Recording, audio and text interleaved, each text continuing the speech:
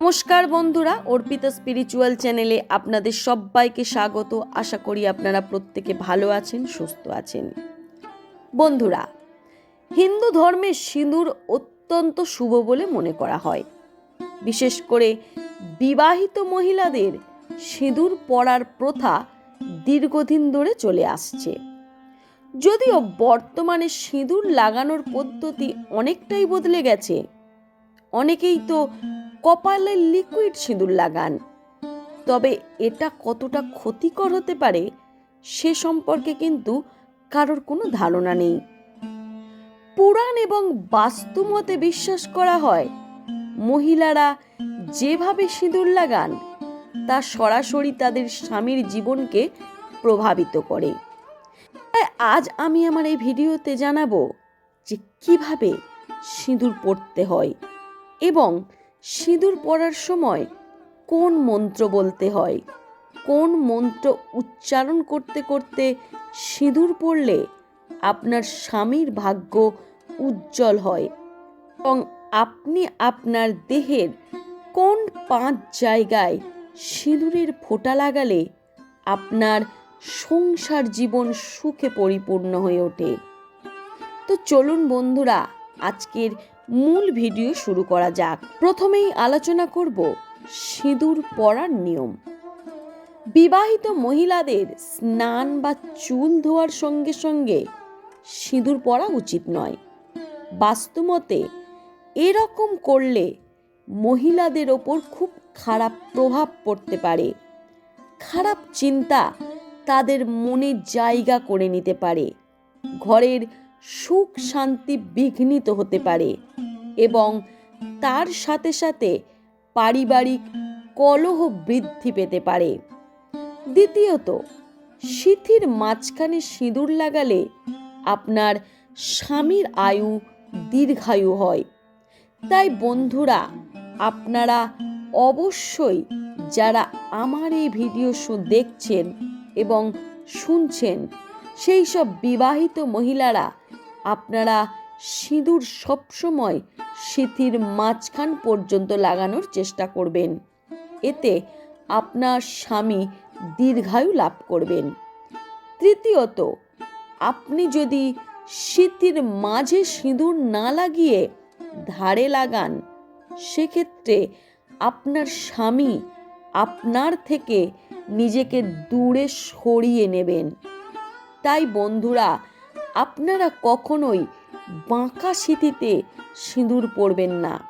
বাঁকা সিঁথিতে সিঁদুর পরলে আপনার সংসারে নেগেটিভ প্রভাব পড়তে পারে।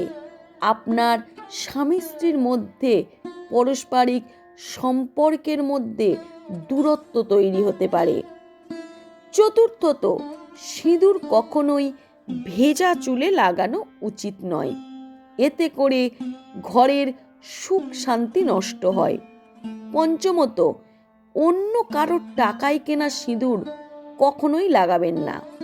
এটি করলে স্বামীর জীবনে নেতিবাচক প্রভাব পড়ে। আপনার সিঁথিতে অন্য কোনো নারীর সিঁদুরও কখনো লাগাবেন না।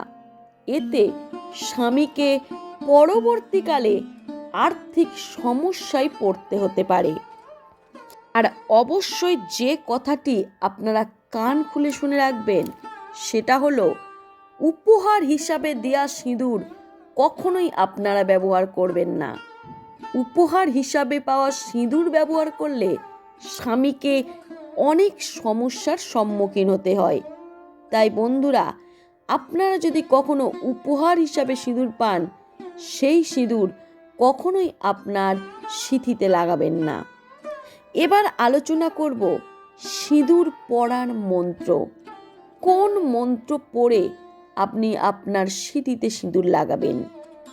সিঁদুর পরার মন্ত্র হলো শিরভূষণ সিঁদুরাং ভত্তু বায়ু বিবর্ধনাং সর্বরত্নাকরং দিব্যং সিন্দুরং প্রতিগৃহতম। এই মন্ত্র পাঠ করে সিঁদুর পরলে স্বামী দীর্ঘায়ু ও সমৃদ্ধি হয়। এটাই হচ্ছে সনাতন হিন্দু ধর্মের বিশ্বাস। এবার আলোচনা করব আপনি আপনার অঙ্গে কোন 5টি জায়গায় কি মন্ত্র বলে সিঁদুর লাগালে আপনার সংসার উন্নতিতে ভরে উঠবে। প্রথমত, আপনি যখন সিঁথিতে সিঁদুর লাগাবেন তখন ওম কৃষ্ণায় নমঃ এই মন্ত্র উচ্চারণ করবেন। কপালে যখন সিঁদুর লাগাবেন তখন উচ্চারণ করবেন ওম কেশবায় নমঃ। গলার কণ্ঠে যখন আপনি সিঁদুর লাগাবেন তখন উচ্চারণ করবেন ওম গোবিন্দায় নমঃ। এবং আপনার শাখাতে যখন সিঁদুর স্পর্শ করবেন তখন বলবেন ওম মধুসূদনায় নমঃ। এবং সর্বশেষে আপনি যখন বস্ত্রে সিঁদুর ছোঁয়াবেন তখন ওম মাধবায় নমঃ এই মন্ত্র বলে আপনি আপনার অঙ্গের 5টি জায়গায় অবশ্যই সিঁদুর লাগাবেন এবং তাতে আপনার সংসারের উন্নতি হবে অবিশ্বাস্যভাবে। আপনি মা লক্ষ্মীর সাথে সাথে ভগবান শ্রীকৃষ্ণের আশীর্বাদ পাবেন। এবার আলোচনা করব সিঁদুর পরার নিয়ম। কোন দিকে বসে সিঁদুর পরলে আপনার গৃহে উন্নতি হয়। সাধারণত সিঁদুর পরার সময় বিবাহিত হিন্দু নারীরা পূর্ব এবং উত্তর দিকে মুখ করে বসেন, কারণ এটি শুভ বলে মনে করা হয়। তবে এটি একটি ঐতিহ্য এবং কিছু ক্ষেত্রে স্থানকাল পরিস্থিতির ওপর নির্ভর করে কিছুটা নিয়মের পরিবর্তন হতে পারে। তবে চেষ্টা করবেন সিঁদুর পরার জন্য উত্তর বা পূর্ব দিকে চেয়ে সিঁদুর পরা উচিত।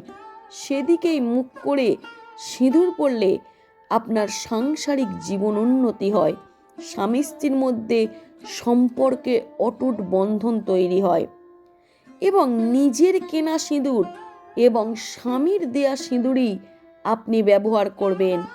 ভুলেও অন্যের দেয়া উপহার হিসাবে পাওয়া সিঁদুর কখনোই আপনার সিঁথিতে দিয়ে রাঙাবেন না।